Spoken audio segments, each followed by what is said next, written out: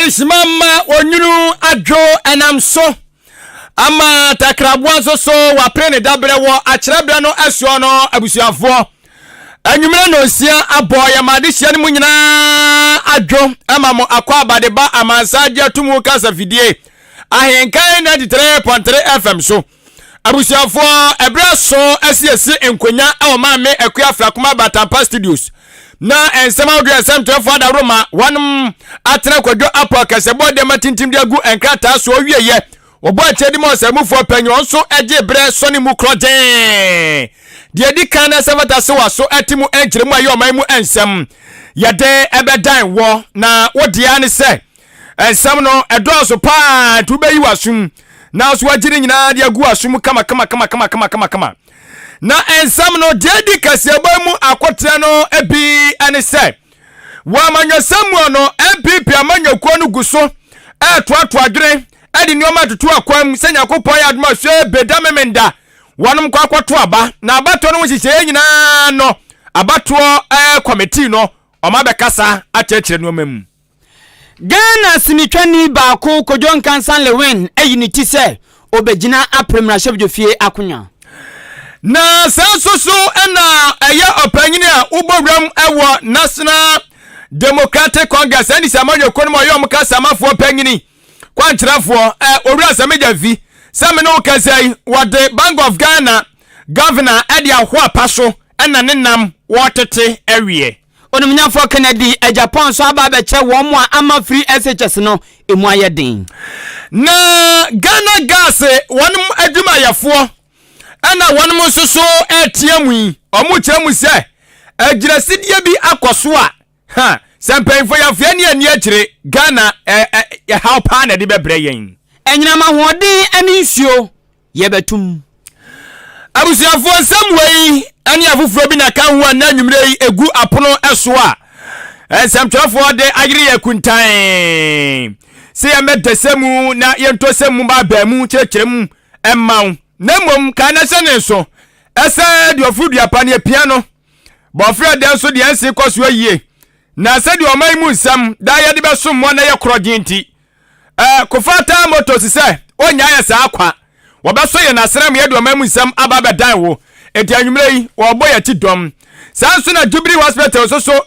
eka ye ho a wono so eboyen ewo sika fam ana afei Akim State University College so MA sika enanwumre yi bomodin aka ene di achi ewo Facebook live hwehwe yen Ahenkan 93.3 FM for adwenche phone mo manem pro ye bekenkan ne kama edi amawo ani die kwan so mo nso amkuta yes moja ya mo no eni afi mo amkuta smartphone no obetumi do adwenche afa 0533 898915 0533 898915 text message and a WhatsApp yabekenkan amount Kaise information centers ebru adunum eko aduosia kase ni de ene nuham eniamu dinti ebi obono mantemu ebi asante mantemu ena dodo na ewo poe mantemu wo magiatum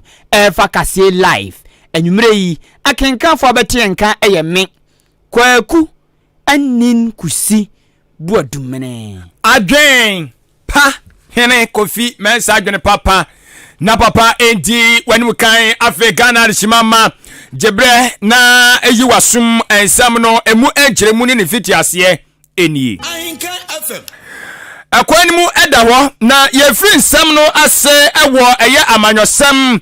ensoso emu empepa me no ekasai MPP amanyakuo no ana chese wani mu ensam edi ahimpa esense akanafo abe samiensa na enei etu ayeni esi ahino mu amanyakuo mu no omu kwa kwato santre na afe no adehia maako eye edu a wonum adwo di se franka tubire dibire wa MPP amanyakuo mu no omu sefata no omakwachi omu so entonto na eda memenda no eye osanabo so ndi atoso aduonu ensia afimpino ni aduonu miensembo na bato no esubetimi akoso na sa nipa dui etu ayeni esi ahine ewa akonya se omu eyi mu maako enum ke beka se best 5 enkofo enum omu dwo mu dipa na afi no sa enum no wo November bo so ndi atoso 9 etu ani esi ahine asanso akotwe omu so ntontobiem na omayimu baako a omu nyina do mu gidie enu omo ensoso akoma bedi na chie no akopre afema panyini dibira na nkasa ewa afimpino ene aduonu enan na sa siseye ya amanyekuo no gusu a wonom eye no ena ene abedwekwa ya pa wonom se womo hwa abato dwumade ntoto ya so wa MPP amanyekuo no afra mo se election committee no ene ateso mo soso ateso mo de no magua kwa mu pa ya sisia ni bibibia kama sadia be ya abato no mbeda wo kroje na ko ba se beto awie na we so ya sisiri me we si aye me sei watimi wakame menti ase dabi election committee ne se omo mpese bi enso atie edisem no ekazai election committee na die hyiamu a ene wonmo ensusu tutrani eye obenfo Aaron Michael K na wono susu agira simpiani apaso aka kire Ghana fo nyina titiro MPP amanyekuo no emma no ese obiada wona obiada wo hwan kromo tochi no wontum na esa nsenya kopo ya adoma eda memenda batoa eba so no omudi hyiani bibia gua kwa mu kama awotira mu se efibia nkobata ho a chese ogidie se ebewie akire no so no wonom apri eye dibre no do obedi ncho ene do obedi nkunim no bia bete ne ho ase esa nsa abato no beya kroje nano ene obenfo Aaron Michael Kwe enso so esa di to dwakire mu se wo ka edi akire eye enei se wona wo ye delegate akwato abo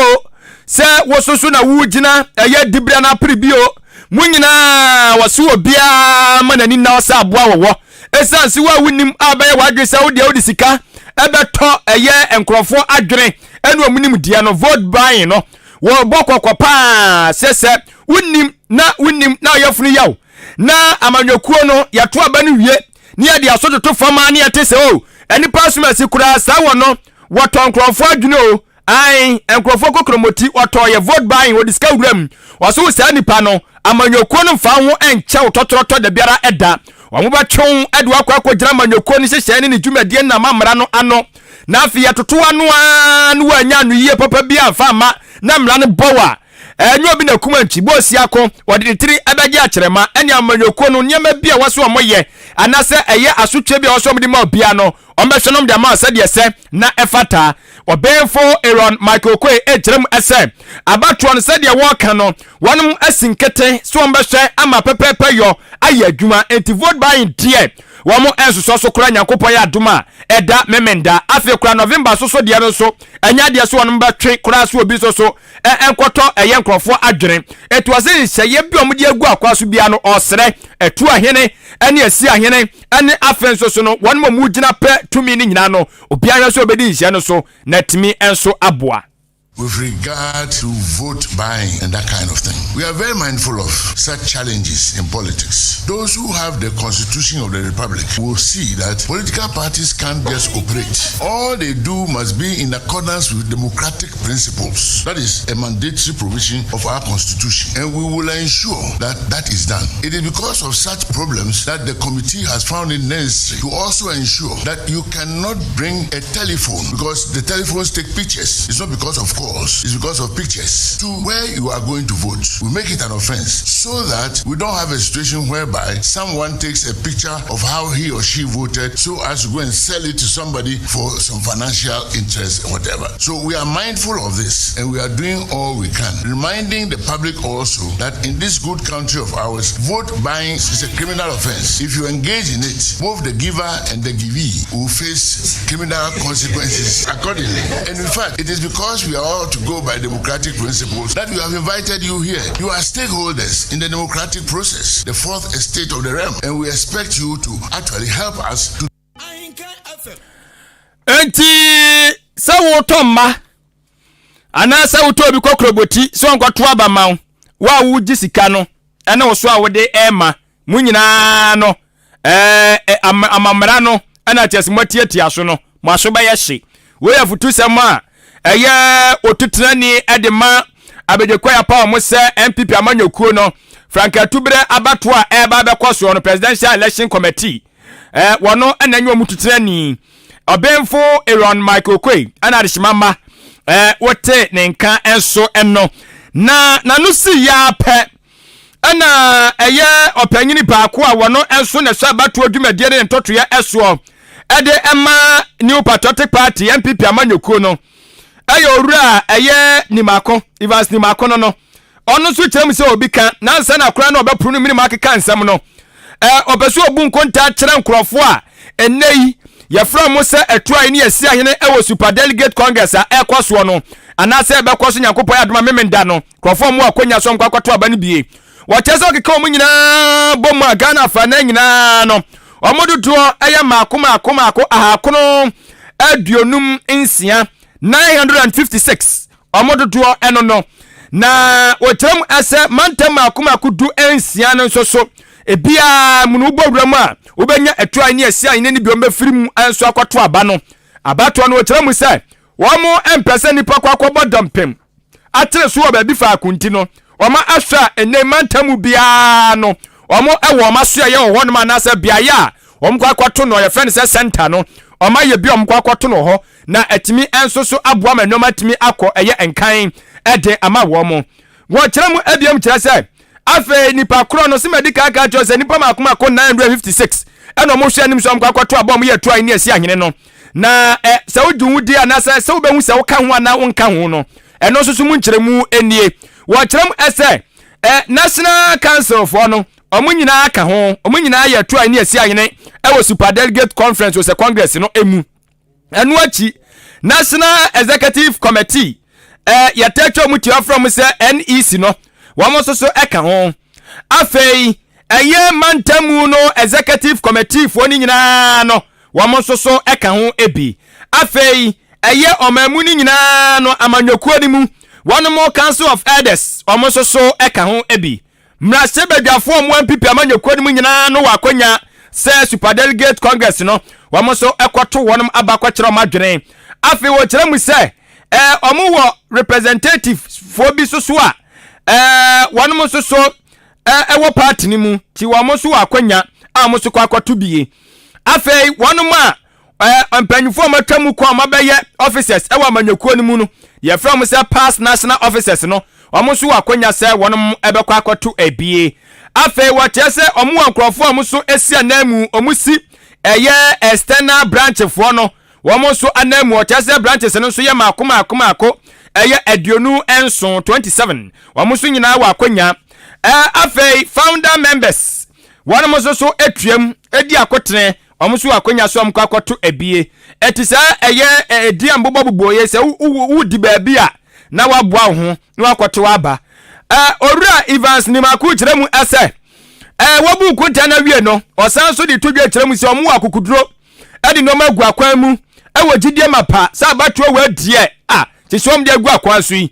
bibia bekokrogen fenchim de bekobia no be mamafo ani asem bi na afi no sa bato no sunsu aso beto montre so a akoye ntiase na nkoye maabo. Some of the stakeholders have come up and you've put all together to the extent that no aspirant, there's a strong agreement among aspirants that nobody will appoint an official of the government or delegate to this conference as an agent. That tells you the level with which the committee and other stakeholders want to ensure the integrity of this exercise. And so fears expressed by some of the concerned stakeholders have been allayed, and I can assure you that the fairness, the level playing field provided, the level of engagement initiated by the committee to have a discussion with the EC, the police, and the presidential aspirants all put together will tell you that the party is ready to conduct an exercise that is free, fair, and transparent, and all stakeholders have it extend to which we've carried this process so far. Anti opinion ya woteni nkan wano opinion e ba na bato odwumedie ntotoya so MPP amanyokuo mu a wano na wo hye so de ma director of elections owura Evans ni mako nene eno no mna shebe dwani ye ogyina ma Ascent Central for opiso betu frankama NPP amanyoko no odumnyamfo Kennedy Japan de atudwa say free SHS yade bia eye papa NPP aben mampani na nado dankwa kufuado tua no enom de bai efrase di dwuma ewa afimpinu eni dunson 2017 wo ba ben ma ode wale eno enom di fra se papa esuafo do afa free SHS ma wie school enye esuafo ketwa na no wura Canada Japan say sa enhyehyɛ no ne entotu aban ne de ban ne de eye papa na fiti so mo de ba ye en te wahwon ketinkiti bi ne ohaw ketinkiti bi ayunity ewo free SHS mu osi titru betena ofo ne bi ka ena free SHS ba ko pe ade amu enye free mpo anka ye mo ka sei eye free mpo nie na ye to wei na ye yesei na ye yesei owura Canada Japan say wo me tuatua schools ano me che headmasters any headmistress no wo mo na se osubo bi a yemfa mbo wo mo esan so mo na ama free SHS no butai nti a aban ne de ban no enei ase aye wisi butai no yentumi me ho enam headmasters any headmistress de wo mo yentia owura Canada Japan say free SHS mu a obekọ school bi mu no na headmaster ana headmistress ni nimpenfo atwetwe nyoma bebre amasuani na obe school ni say onko toto na nyoma na onko toto no nso onka sika mom no na eyesika bebre sanka ye anya ne free SHS mpo a ko betumi dia aba school mu no mo abeje admission apeno angasa nyoma bi ba ku mienu miensa ade aba free school ase na nso nyoma odo acheche fo mpanyifo ibi headmistress any headmaster si ebe twetwa masuafo nso monto no ebu awofo no bi kura bam emma school na akwakoye free no ekwakoye bi se na free mpunie owura Canada Japan say sa nyoma weni na nti ena ma na free SHS no mu aye wisi no enu ti sa subuobu ono mo na se obi de bo aban no eye nana do dankwagu fado se onye nsakaye ena free SHS bibi nkoye aye sei free SHS mpuni etueske se no headmistress any headmasters and headmistress no they have defeated the purpose of free SHS because enesika omu G students no e buru say ne enkotua school fees e brum ososo ya wuken ade bia instead of one ya give 3 4 and me fee say bia akola no de kogu ni dormitory na nioma bebrebe we de we ya da na de akogu dormitory wasi da bi uko school ya ne age na emra na free SHS ni ona Ghana for uka parent one. Let's be fair the system ni nya dwuma o blame President Akufo-Addo blame headmistress ni head teacher yi masters ni nyina yanka bom ni entrance because sabotage no edoso owura Canada Japan to aso ka biem se nyame anum ni kone nipa ya de osa yeyi na se wanyina ya ensa ni din sanso na mpanfo bu bebi se wanya hwama wase aye monokro no oso mampani na nadodan Akufo-Addo ade ba kwa wa ya aboa pa ono owura Canada Japan betumi de nsasi ne bo pampan akasa na nado ayade wa yade na sanka obeyi na yempo a ko yi na yete se Pentecost no odi adanse oso na nado ayade pa se free SHS ode baye na oso free SHS na ode aba no enye se wiase obi nye bida oso wiase amaya odo bebre aye free SHS na so mampani na nado de no aye papa sen enkai ni na de entia okasa ne se oso mampani na nado free SHS o tua school fees o tua boarding fee omo aduane atade a wo be hye ene nneoma nkitinkiti bi empo enso hwe obetwa no fees a obetwa nina no NPP aban ye yo mampani na nado o tua ni nina na nso so beko abrofo amanya wodro bi so mo ye free SHS no ono no watua school fees ne ade ba ko mienu bi anu anu wajai na nso Ghana aban de ofa asuafo no kanina bebre ento mampani na nado ni free SHS ni momu de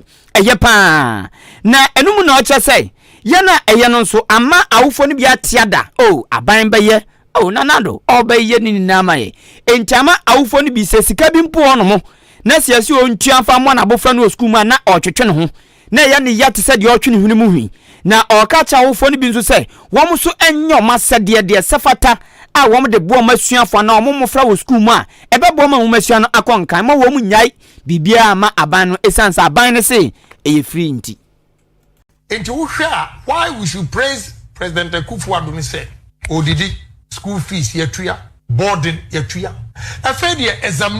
examination kura abayafa. I think that is too much. Parents have to be responsible too. I'm being frank. And until the makana kura na to mami so be it. Yet yase wiase ayedin hwesika what they call education. Free SHS or the aban the whole world. obi ani wa practice to the latter me de no correct so enu nti wo se wo maka na Japan nye president afine ba me ka no correct me driver ne banya 8 months and wo ko top school bi o Ghana a mass school yes free SHS madam enyoma headmistress no atwro se on tomra no about 10,000 me outline me na me discan man no ekototo ni badi nyoma no kra no re Kennedy akompre kwa Japan sin central amra shebedwani ewo mfimfim mantemo opreso betu franka ama endi sam NPP amanyoko ne kafra ena oka no o se nyeso oba be pre franka tubre di brenti na asemne kro no na okatakata so da bi o se oka obeto atoma no onto agyae na owie na o se corruption enkomo otwetwa no na okakoto so se corruption ade bia eha oman bia na aman bi wono a wom hyehye yenti wom tumi ehya so na so oman mu de corruption no hu nipa no kra na wa moto aso wo hu nipa no odwane tetetetetete enti bo se nipa no yetwifa no so saa na no na o che se nyame ya na dom na obedi party nanim na Ghana foni na nso nyane mu gidie to abama ne se hwi na obeya mampani a so ye minister uya kwanchefo panyini a utua aban adwuma bia no uya director kwanchefo panyini ana ye pani bia aban amu adwuma aban na tua oka se sabi ukobokro no ana wanya o entete pa no wandan bia di bra adwuma time say na oba bra ope ye say na wo ye de opa ose ono anya de oba so eye ya sekratiko di odi na chi ensi na nan na efefefe ose se koba ne san obia ni beda no so na obia ani abrese menkwa de bema madwuma ahwere minti ma menya de tene preko na akwa se de oni broni adwuma pepepepepepepepepe me ma breso de oye boni na ye che oni e panishiwa osofo ba mempene ohini ba mempene politician bia ba mempene mabusuafo de dwato ba mempene that ene bema obia asunsom no ho se yeni no kore e magana ena me gajo se bia on man lande me se me come minister office 8 o'clock man krano na wa ba 10 ana o magdru ho onam kwaso afi no obanyam si stay right there gina baby a gina na mayi wadi na ma say go ani mase so minister has been fired because he's late deputy take over yes mo onipa amotini ni ayorumnyafo Kennedy akompre kwa Japan ono ena yemra shebedwani Asen Central or sanso apreso betu franka ama NPP amanyoko no I didn't stand there. Go back. I don't want any explanation. Go home. Deputy, take over.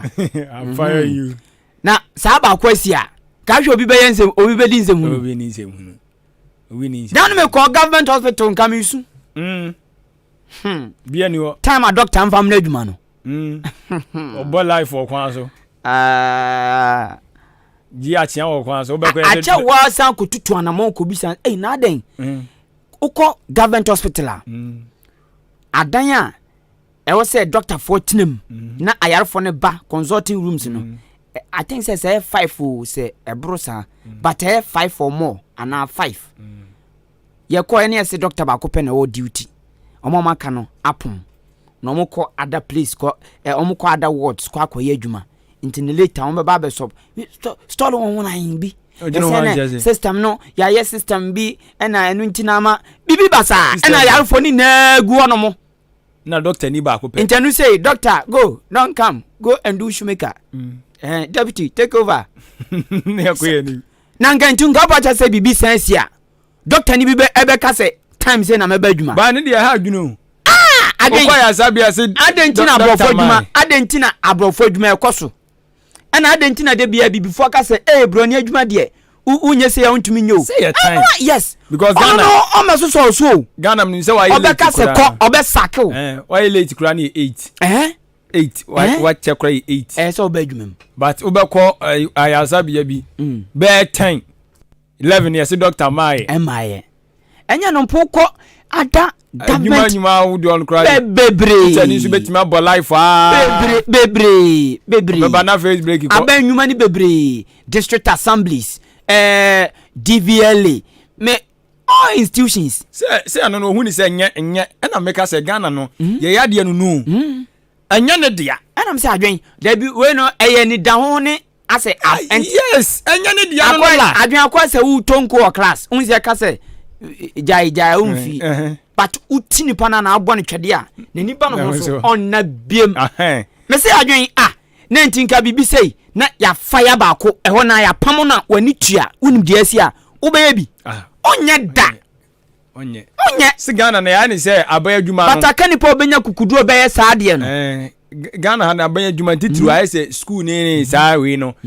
se wo nkoya ade bi pa ehunu se we de criminal offense pa se late ni ade ne de ye no ye nyu adi no so na ha dwen no ye no ye hawo so na ha dwen no na mu ye hawo ti Ghana bia ya nkora no na isi edi etirimu nya se de be oman na japade ne de ye be dwene ho no ya no ye nyu ye no ande da bi ba se ono ne de obo ho ban Ghana na no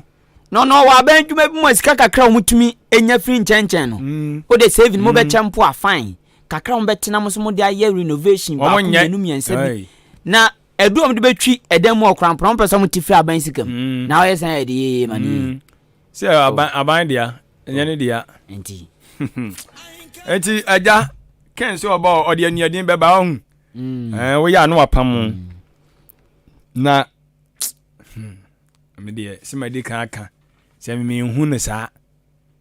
edin ko na edin ken se ma o keken maka kire no se wo mra kontonkre maka okay ebi o mutu promise nu ya na dabi amuntu wie na o ye sa akra de ne wase na asem za amutu promise ni wie ono so nya de o be resign me de one na me kan ye o ye na giso pe mampanyina dina na mka chen se ken nei Ghana for pew but wamanyokuo no mo mpew aya no kure da wonuma ne kan ye den si won abi before mo pe franka tuni o omo mpe de obebreak na ama party na nimate da bi de obebreak 8 no mo mpe na we common sense dent na wo mo dwensa omo mpe because me say senka MPP sa election committee no de wo se ko mo ye ne say awo so mo ankasa ko mo pe surveyors for yes survey mo so kofom o de omo no nkotietie party fo omo nkotietie Ghana fo no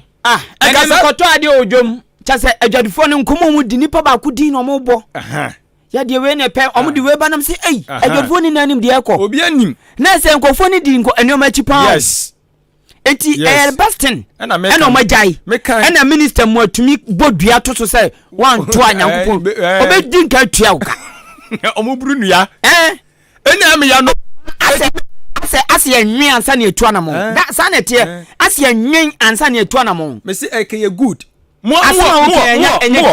research sika abiunim sika mo tugu a mo chinchin hye nkrofo se endorsement no sai sika nka mo dia mankrofo bi no mo nam grounds no mo ye survey no mo tie de nkrofo Ghana fo ne pe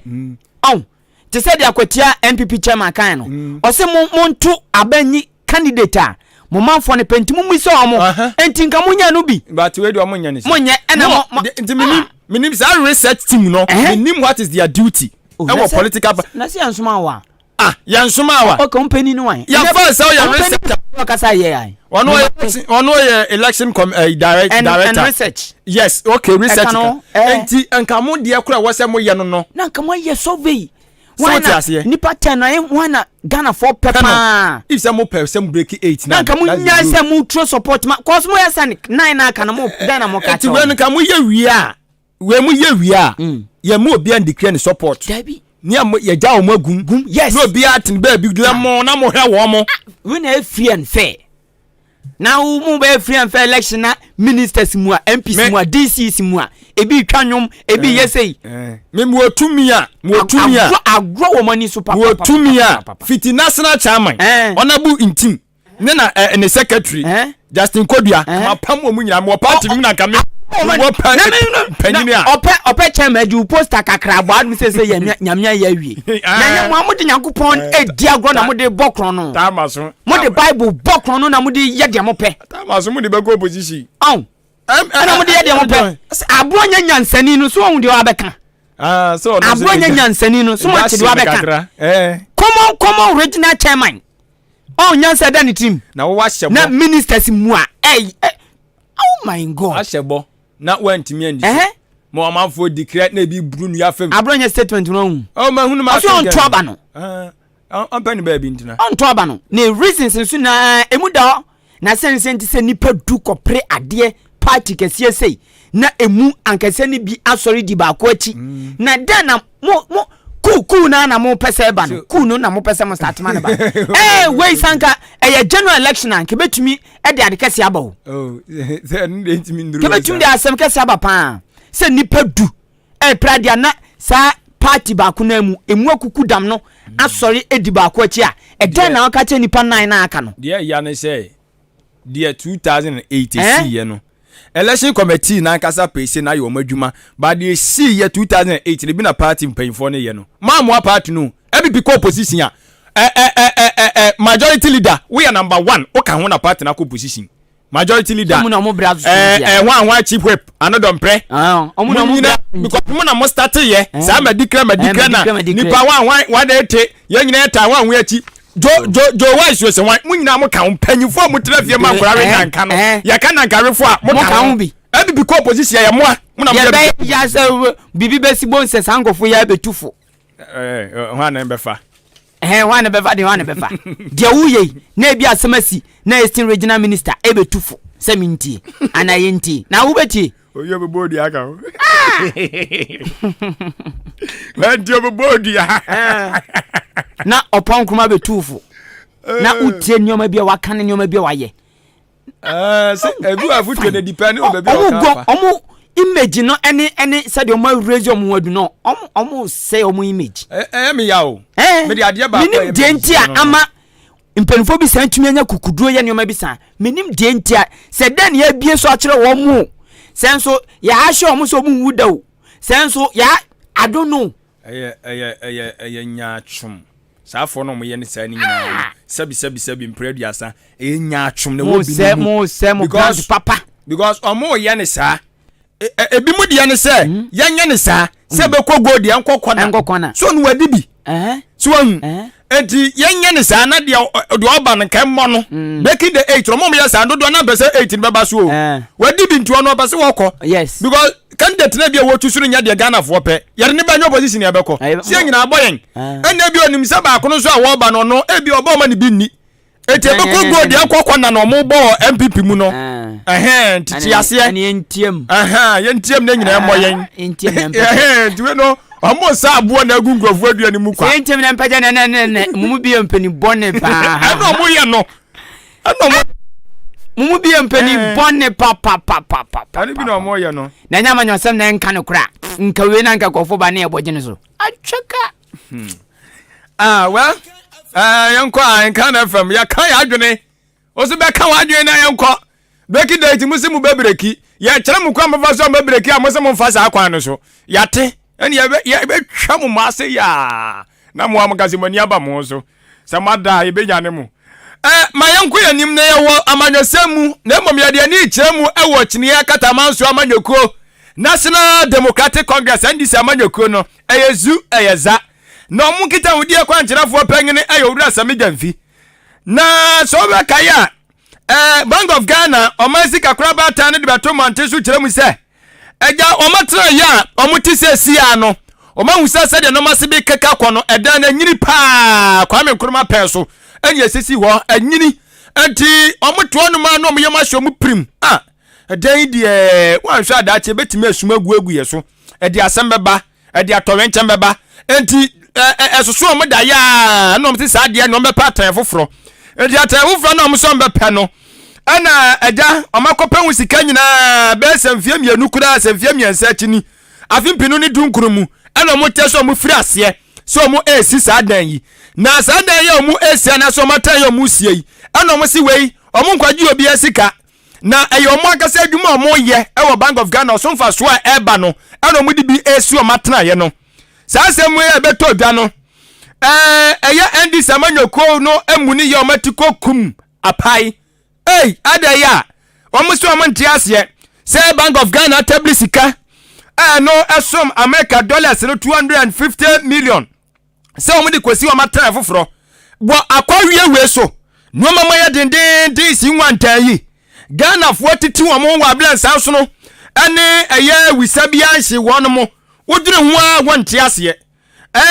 na omo kwa kwesi sa tre we de womo so omo nte ase ni sifo so omo nte ase ena omra se badwafo no kra de omo so omo kwa ye kire tentina atwan orura eye Dr. Addison ono ye governor of Bank of Ghana won na pan for ya pa omaka no huni nyina no omo nsori mfiri eye omanzika krabia atena ye ho na afi ye mpe obi wo from ani kodi so na omo nyoma entimi enko eye enkan na sasem yi nam so ama eye Dr. Ernest Addison governor Edema Bank of Ghana ono akasa enu do gina simpia ni apaso be cheche nsemu kire Ghana fo chem se dabi enya no kure sika yo mubodi ni sika no kure nuru sa eni ya kura ni ya mfasuo ya ni ya adwuma na so aba mfasuo eni ya sie de bi boy ho bra enkawe ni boni mu pa no ene sen edi sensem obekekere mu yiwie ye no ena oru asami ja fi kire mu sa hene ne ha twa wo ma yensere anya afina di kekere mu bia ba ka se ya huru anim kwasora na hu se ensuo to ye ne ya ntia adechi ya das nyane ye no ya hu se efom afo ana wotire mu se Bank of Ghana kire se omunyina so ne se baby omote no ahwa asase wusuo bi betimi aka no ne ade amadan na buru mkosi foforo wase ye omate na bra mu di kosi dan no wase sa bra ne ye breboni ade ya musimu se dan ne sie na se anase mo tran mu fira ehu dwumadie afimpinu ne du enkono na afimpinu ne du enkono sa bra no na wote ye COVID-19 sha ase se aboboba 2020 ebe gina mu atesanya de asamketwa ma Ghana ya wo kire kwa ho kire mu ananya asamketwa etiri nyina mu na mapesika de agu a yanya mfaso mbatim de bia ma Ghana ne ade aye hu ye ana mu de kosi matena ye samja fi buse o wase anya sa na tede na o ma anya ade afei de tosu biem wo tira mu sandi samanyo kondenti a wo mu so mo de omo ene Bank of Ghana fo adwe nya enko benkro mu so mu nsi atrefo fro ne se ebra mu di si eyesa atraye no enya bre papa sika ewura mu no sika no bura dwene ntiase so odwene ho a won ntiase wananim dodo edoso de to so miensa ene se kwan omo fa so a omo de atra ne dwumadi ahyehyɛ so no eno so omo ntiase nti sa nuoma wei ena ma omo sori agina pinim se owura Dr. Addison onyai ne dibire ne mu emfa ento. None of the flimsy justifications he can justify the decision by the Bank of Ghana to engage in this totally misplaced priority at this time. You know, first of all, we have indicated our opposition to this project, not because we disagree in principle with the idea that the Bank of Ghana needs a new office complex. We have opposed this project on three main grounds. The first is the timing of the project. The second is the cost of the project. And the third has to do with the processes leading to the project. And with regards to the first issue of timing, what we have said is that in this critical time where Ghanaians are going through excruciating hardships because the Ghanaian economy has been virtually collapsed, we have for the first time in 4 decades defaulted on our debt obligations as a country. Currently, the government is imposing a draconian punitive debt restructuring program on bondholders and government creditors. You have serious liquidity challenges that government as an institution is going through with its attendant hardships on the people. You cannot, in the midst of all these crises, decide that you are going to invest a whopping $250 million into an ultra-modern palatial office complex at this time. Enti gitaudie kwa ncherefo panyini National Communication Officer Edema National Democratic Congress NDC amanyo kono ru asamdamfi na wote ne nka no na wosesa 250 million no siakasi edi djudwumadie edi abo man koso ne nkyekire ya yantimi afanya hwe kura no na nya eye school dan adankura classroom blocks no nya makom pemiensa ahanso ani aduosiansia 3766 yakasi edisi ayasabia their friends that chip compounds no yansi kura na nya mpem miensa 3000 yantoa enyume no nsia akan kase no so na meka so asugusu ya wutie kase yi ewo Ahenkan FM what wasum kodjon kansan lewin aya Ghana sinitwani na oko asantemantema na Ghana no se baabi ote eye Kumasi empotemo no baabi a eno no ye afigya kwa abre south mensinum sa mensinum na kodjon kansan lewe wo ni school dan ya wasie ene nyoma nketenkete bi mo de mbo amabunu ni de keka ho ni na mpempi oye ewo afigya Kwabre South mensin mu na kodon kansa dodo na fa na lewen se empenifo twotwo wuro bia wo mu skapa ene ayinfu mpenifo ene ekuku dambia atope bia wo afigya Kwabre South mensin mu a ebifi kro bia de kodie kwaman ene nkra wuro bia wo sa mensin mu efrase abanenchan fiti October 2022 woma abanenchan na woma asem ni na ne se womo person mo tai na ti epiano na obeyamra hyebdwani ewo afigya Kwabre South mensin mu na abana oba no so o megina o NPP din mu na onkogina o CPP din mu na onkogina o NDC din mu na emom womo person oba se kwanten kro na oba premra hyebdwafie akonya no ema wono ewo afigya Kwabre South mensin mu na ayinfu mpenfo ni esikafo dwete ye kan dwete pa ebon atene kankan sa nkofo ya kan bom aye ekuo kese ba akoyi efrase ko lewen chan na womo asemo mo kan na ne se womo betumi ahwe amana dinkunim se obeye nko ade a wombeye bia ama kodon kansa lewen atumi dinkunim na o se die ntia empenifo ekasa no wom se ade ba ku ntia hye omu nkran a wom pesom de lewen ebe mra hyebdwani ewa afigya Kwabre South eye kwantin krodin mu ene se wom se lewen sabi adwuma kakra oye ani sika kakra onyen wan first can twenanum wan fa nya tutrasem wan fa koye ne bia ensem fatama emfaso maso mani pampempim nya bi na mom lewen sika kakra onya ye odia bia nwuma ebia school kase teacherfo egum esuafo enya nimde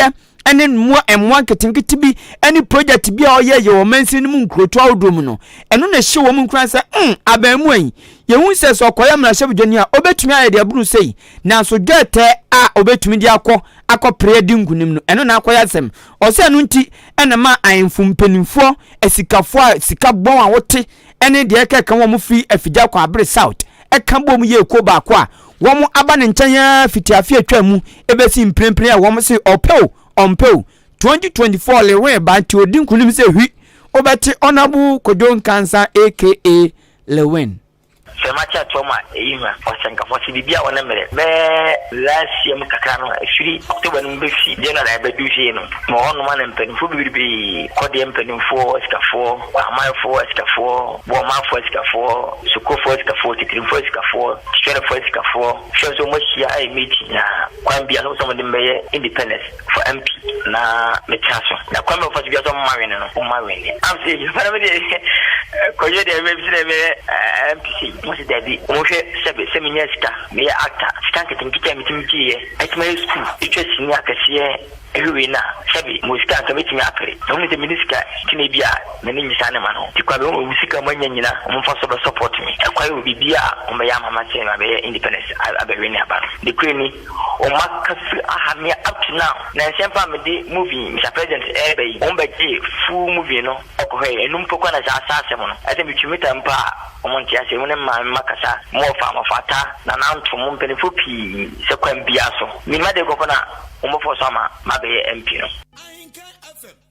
incoming MP afigya Kwabre South abeto ampeso aso ewa santimantem kodon kansan aka lewen Ghana sinitwani na busia motene ne no na lewen to aso ka biem se ade ya ayinfu mpenfo ebi kutani monyam a utumu so mu dinu krama na nanom atrankonya ene esikafo a sika bon a wote ewo mo ho eka bomu eba ne nkyanya fitiafi atwa mu abesi ne yom guso ha ne so mo de ne beba by force independent no osene na ni nye ho na so baby ade ne keka kono wama ye na se omra na lewen eno so okire mu sei Missy Benny, what is it? Easy, Papa. Nonsense. AKY, Honam Pepper Free. Omo pack youth and my friend and Mantia or no. When Bob Papa, Omo pack of Honam to Mr. Framing. Because no, maybe they move Scara medical to cement. After some school and chain baby, Namcotamomo, almost 10,000 HP. Some for support to Bomaso, Omo the same thing go, you can support you. And I said, I want to be free, Yanko Panam Sabem Stanti. The Vision Moya, Moto Framing. No more small boy, actor. Unisika Univi. Na nso ti be pusa wonsam kakra wo e dia mom o mani so and the same time e dia din na lewe wunya ya why su kama asati district nyina nim o se na bebe entu ka na FM anapa evia anajo se kwan bia so o me di mbegin independent na no kra no na kojon kansan lewin editor so trese sa anfumpenfo ni esikafo ye bi firi kodie kwa aman eni nkroto awdo ewo afigya kwa abre south mansi no mu ewa santemantemi wo ma hyebo aka cha lewin se ade bi opebia won be de atanachi no adi nkunim eno dantwen a o se ga na obi anim so no ne brofo enka aso ba boni nkwan enyenyenyenyenye eno so sa ekuku damayemfo ene esikafo yi ahyebo se hey ade classes krom be manaje said bi obetumi ate brofo kakra na okom na chebde fi onso asumi asore agina ono mo afigya kwa abre south MP honorable speaker when it come to afigya kwa abre south we want to na watumi ahwe brofo kakra gu ono mo acheche nwema opene de ekeka ho enti osanfo no se ombebua no na ene esikafo nso ombebua no na brofo eno nso atumi asua atiase no kra no lewin echire die ntia okokwanten kro no ankogina party bi eti anko presa akunya no empenifo no kire me se NPNDC ewo enyene CPP so wo enyene na acta no okotusu amonyo na wo dada ni se ko enubi MP ana enwumi sei na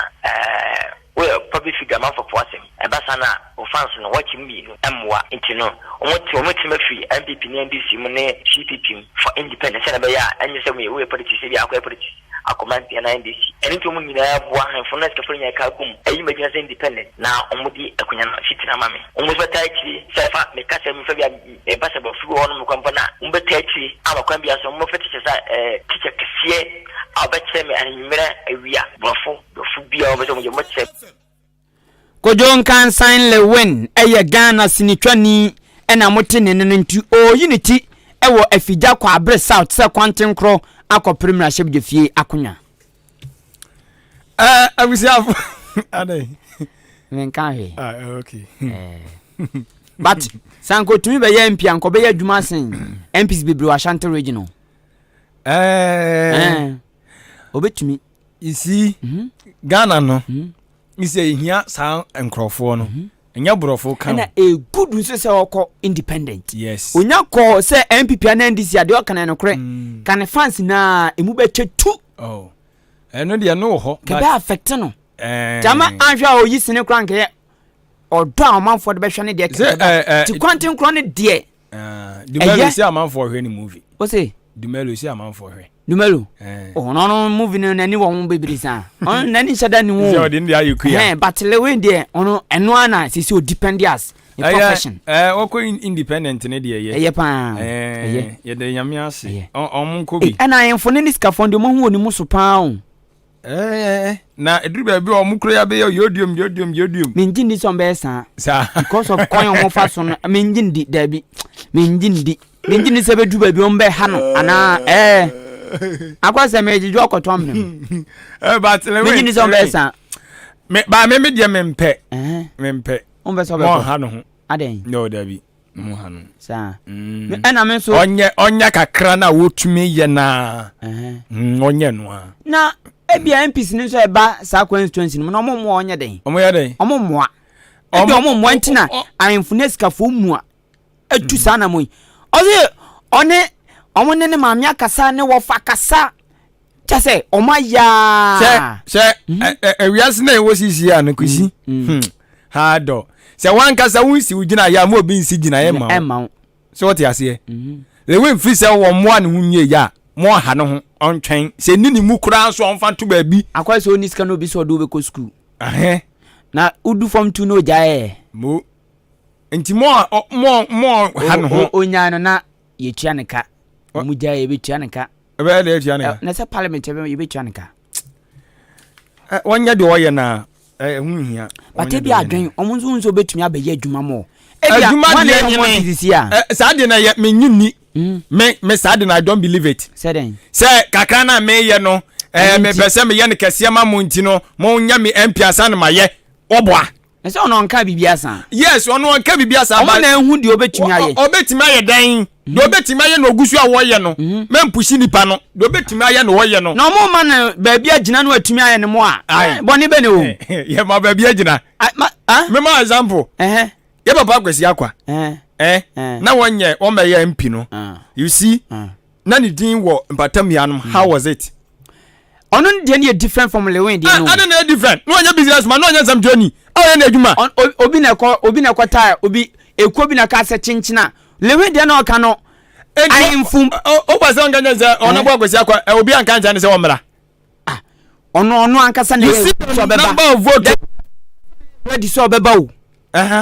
ono na yere ready obo anu so oba opa yenko bisa no so anka njo se ba se obi na influence na so oba enye obi na se lewe do mu influence no ha do hey anu e different o ha do se be je odi wasi dia no so oba anu e different menim pa se no ho ba but omu na hu ni se ti o omu na hu ni se so omu de ne ba ebeboa ade we ko mo we o se ye diko but omu na hu ba onu lewe ni wa hunu